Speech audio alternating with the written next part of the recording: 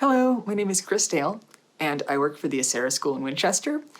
This is my robotics lab kit project. It is a final project for one of my classes. I'm attending Lesley University. I am going after a digital literacy and computer science for middle and high school students degree and graduate degree, and I will be showing you in this video a bit about the various learning and teaching strategies that I utilize in my various curriculum plans that I created over the course of this semester while doing a variety of different projects for various ages of students. I hope to work with middle and high school students, although now I work with elementary and middle school students. My robotics lab kit focuses on using culturally situated design tools, as well as other sorts of hands-on learning tools and experiential learning tools, as well as inquiry-based learning to guide students through a discovery process that helps them learn about robotics, programming, and a variety of other concepts. There are many more concepts that could be integrated into this framework, and I will be showing you a little bit more about all of the different things that I've created this semester in just a moment. There are many different sorts of projects in here for varying ranges of students, all the way from lower level students to high school level students.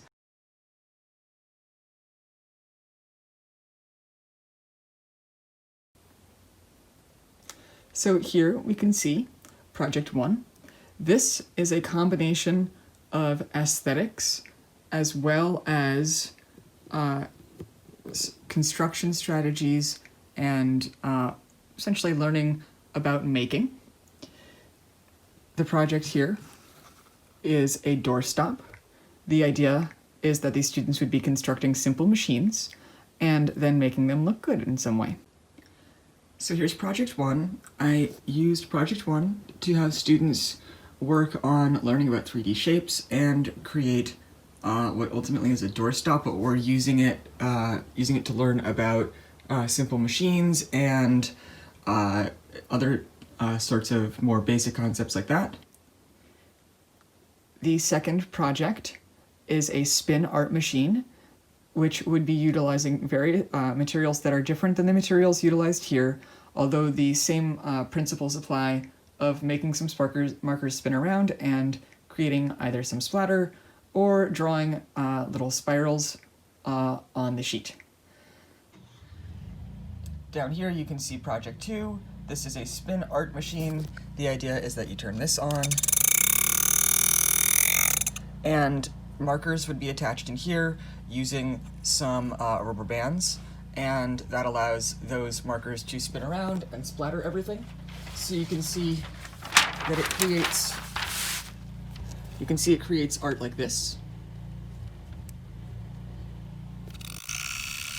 Additionally, students learn about circuitry, mechanical stability, materials, and depending on their level, physics concepts like centrifugal motion and momentum. Materials concepts include physical durability, conductivity, and resistance to electricity.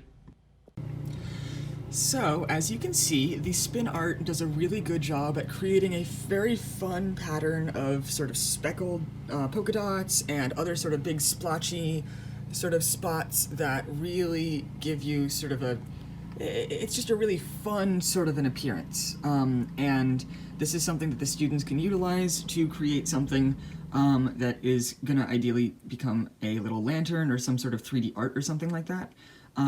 That's the objective behind the creation of the spin art machine. Okay, so this is what it looks like when you fold it the opposite direction. So I took everything that I did, to make it originally, and I just put all of those folds on the inside and then took a couple of pieces of tape to hold the pieces together in the right way around the outside. And that creates, there's a couple of little mistakes here, but it's pretty good. What this does is it makes a really nice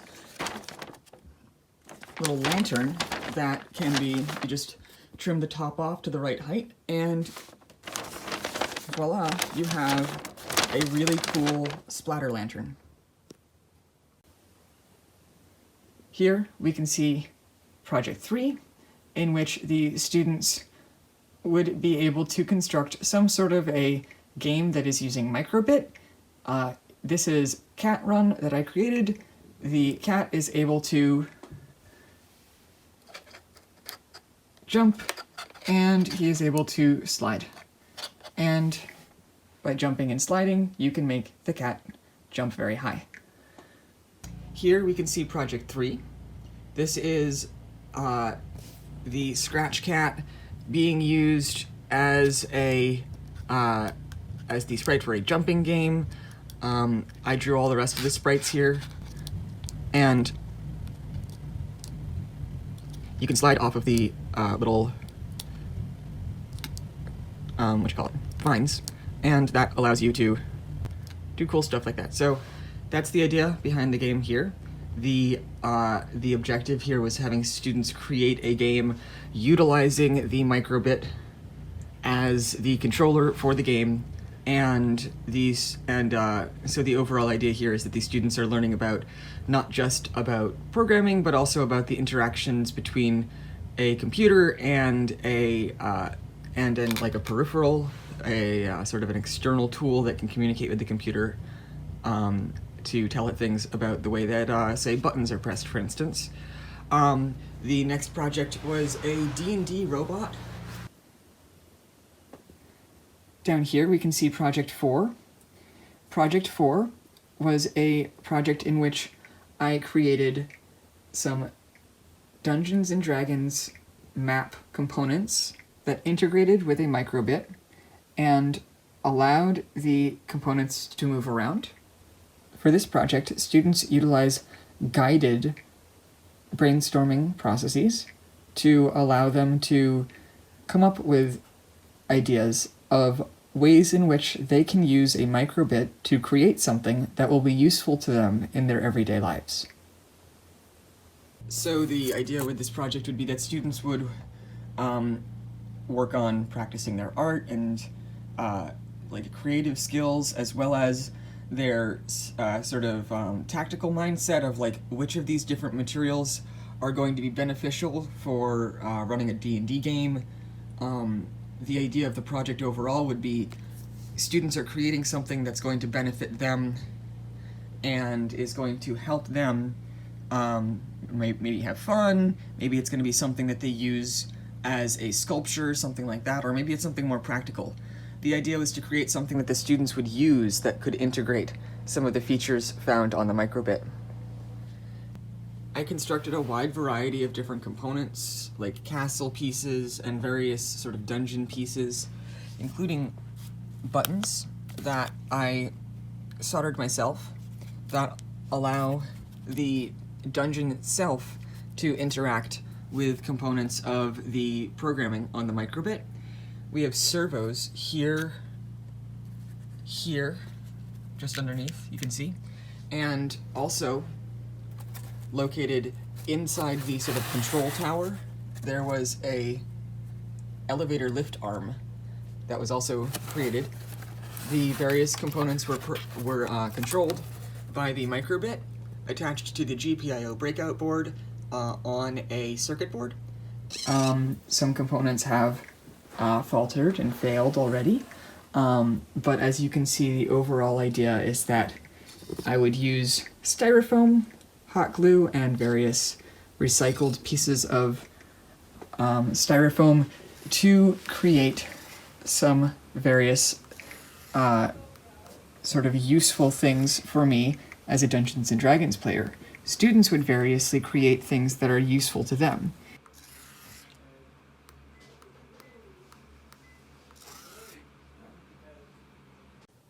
So if I were to do this project again, the thing that I would end up utilizing is right in this bag right here. It's a little bit hard to see right now because I haven't taken it out yet.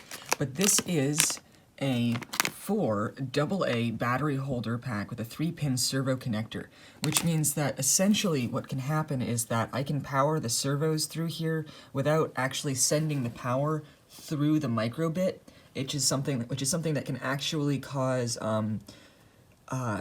some bad stuff to happen with the circuitry because there's too much power running through the board there, which can cause there to be errors on the board and various strange behaviors, which I was observing. And so therefore, if I ever do turn the project all the way back on again and get it all fixed back up, I'm going to need to do some changes to the project, getting this integrated in with the rest of the components. The next project is the multicultural makerspace. This is an idea I had for an event, and you can see that it would be utilizing microbit with one of the robots that is available. The overall sort of important aspects of this are the fact that it is a multicultural makerspace, as in it is using culturally responsive learning, and it is engaging.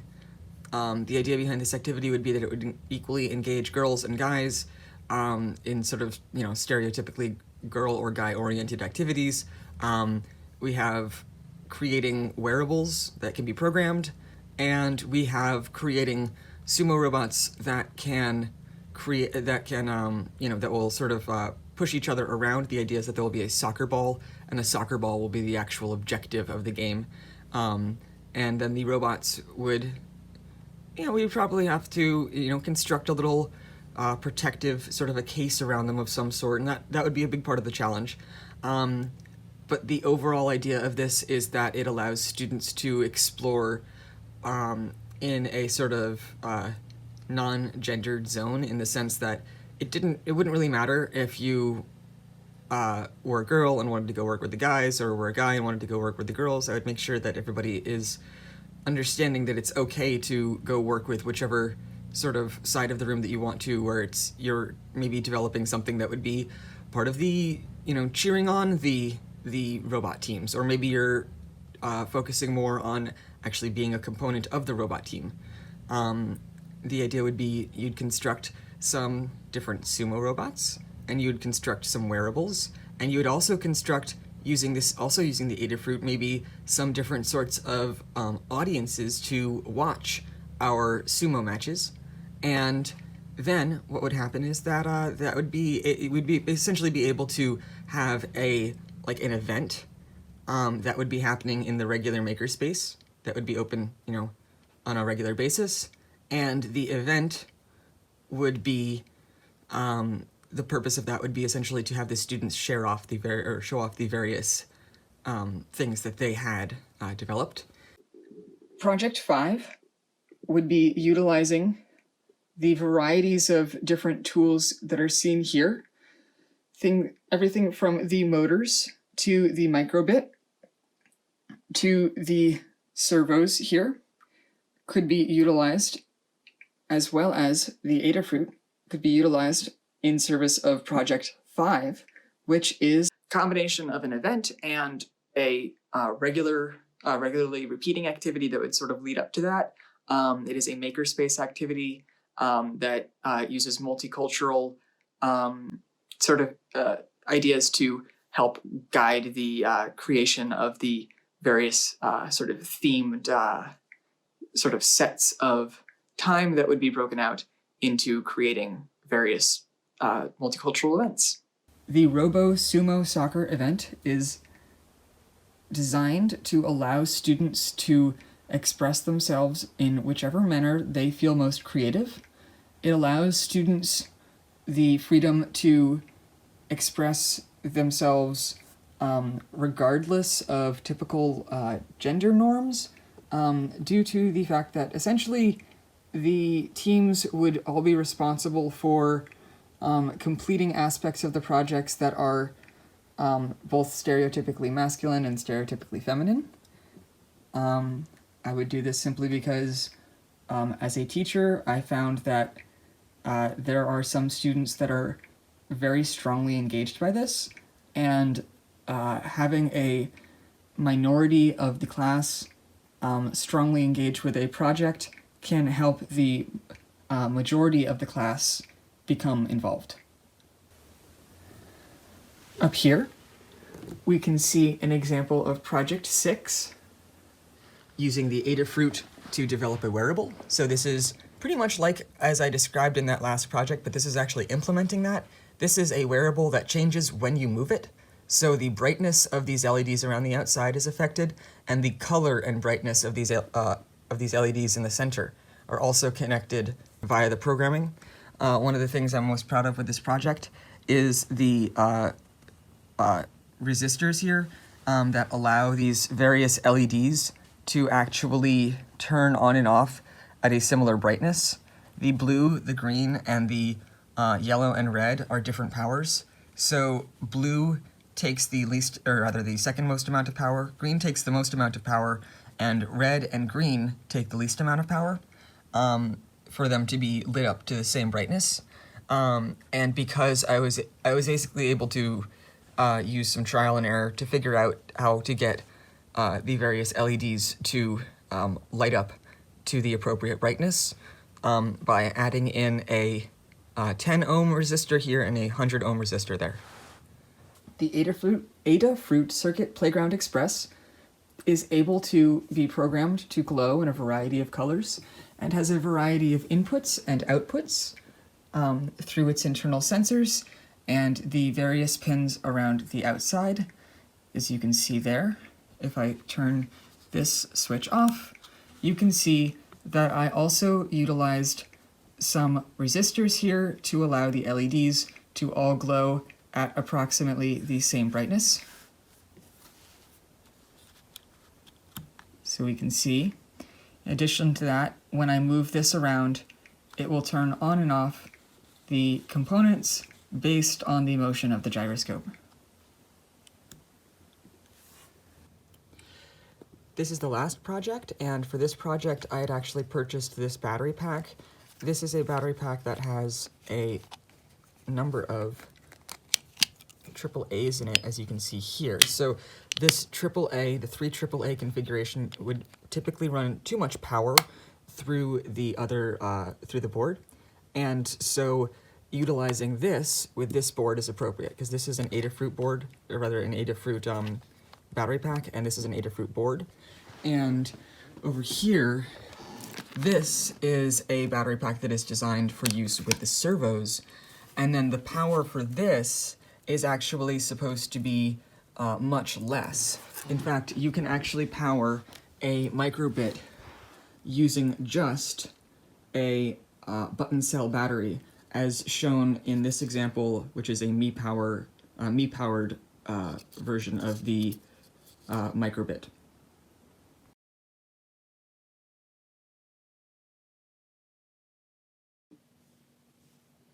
So this is the box for my robotics learning kit.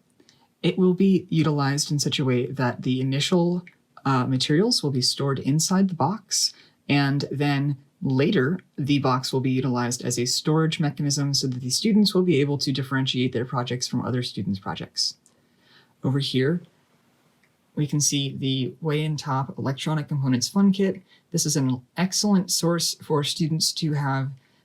It has a variety of small boxes, as well as a wide array of different sorts of electronics components that are very helpful for working on larger projects. Here we can see an FA400 smoke absorber for doing some soldering. There is an example of the soldering station, not exactly what the soldering station that will be in the package will look like, but that is there to be representative. In front we can see we have some lily pad LEDs and then some conductive thread right there. Next to them, you can see some alligator clamps. Then we have some various glue sticks, a hot glue gun. There will be 4 of those servo motors, these ones right here. There will be an array of different materials visible right here. Here, here, here, and here are all components that come with the microbit. This is the GPIO board. It is a way of breaking all of the pins out into a breadboard so that they can be connected with on the breadboard. These are breadboard pins. Over in the Way and Top Electronic Components Fun Kit, you can see the solderless breadboard that accidentally got placed over there. If we bring us back over here. In addition to that, we can see this is to represent a sewing kit. The materials would be inside a package looking like this, and this is representative of the various materials that would be inside that box. Back here, we have a number of blades in a blade box. I do not think that the blade box would be one that would actually come with it, but the students would be able to construct a higher quality box than X-Acto sent with that package there. These are very representative of the types of blades that would be coming in the blade package with the robotics kit. Some of the materials included in the robotics learning kit would be these right here. These are art straws, and this is a giant box of hot glue.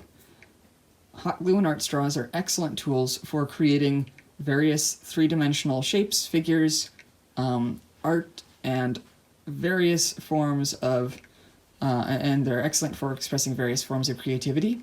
Some of the other sorts of materials that are not currently shown here are things like felt. And felt is an excellent tool for the creation of various things, such as the circuit over here.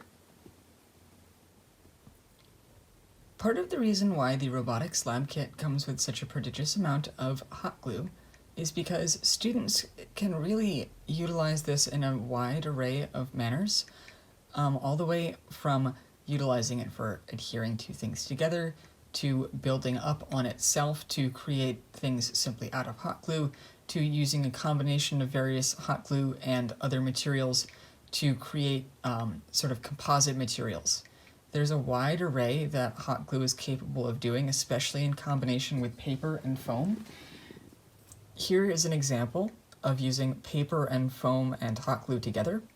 By adhering the hot glue to the paper and then letting it cool slightly and then placing it on the foam, the hot glue is able to first be spread out and then evenly adhere to the styrofoam. Then, once that styrofoam has been adhered to the paper and styrofoam, form a very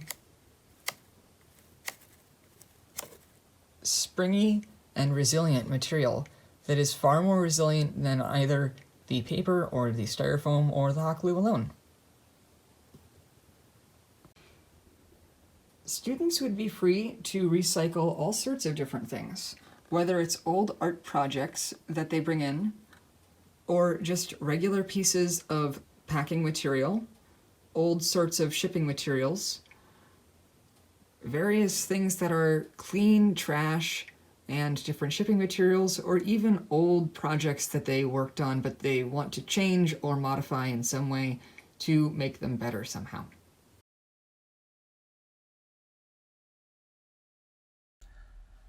I believe that robotics is important for K-12 education because it is a tool that allows students to be engaged in a physical medium that supports students' development of both intellectual and kinesthetic skills. With the exception of building toys such as Lego, there's a heavy cultural focus on using digital media devices and services, like game consoles and social media platforms. Fine motor control is an extremely important tool for students to learn, and if students are not performing in the arts or competing in sports, there are far fewer opportunities for students to practice the skills that will allow them to keep pace with their classmates. By providing these students with opportunities to practice using their fine motor skills and in an intellectually stimulating manner, it helps them keep pace with their classmates intellectually and physically, and it helps students avoid being bullied.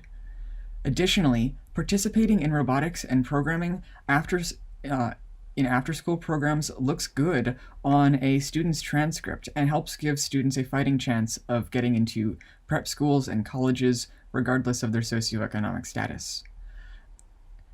As a fan of video games and a person who spent a lot of time playing video games, specifically first-person shooters, rhythm games, and other reaction-based games, These games aid students in developing certain forms of hand-eye coordination and help improve reaction time in addition to helping students learn to think clearly under pressure. However, while video games can aid students in learning up to a certain point, there's definitely a level of intellectual struggle necessary for students to really flourish, and many video games do not provide that level of intellectual challenge for their audience. I wholeheartedly believe in teaching students digital game design and robotics as a necessary field of study. Game design teaches students about programming in a fun and engaging manner that allows students to explore on their own. Robotics helps students connect the physical world with the world of programming that they see inside a computer. It helps them set up the abstract intellectual relationships necessary for them to learn more about complex concepts in a variety of fields. As a student, I would not have had the intuitive understanding of electricity that I had without the exploration that I did using LEGO Robotics. Additionally, I believe that programming and robotics are skills that, when learned young, are able to be learned on a deeper and more intuitive level than when they are learned later in life. I grew up primarily utilizing these skills during camps and after-school sessions, as those were the opportunities that I had to learn about robotics, primarily LEGO Robotics. Despite having dyslexia and ADD, I was able to learn about robotics and programming and practice the use of those skills as a camper. When I began taking more traditional programming classes in college, all of my prior programming experience came back just like riding a bike, and programming felt natural and intuitive. By Tindy, I actually didn't realize that Tindy is just a just a distributor, but they do work directly with makers to distribute the maker products more directly from the makers. So cool. Didn't really necessarily mean to include that, but there you go.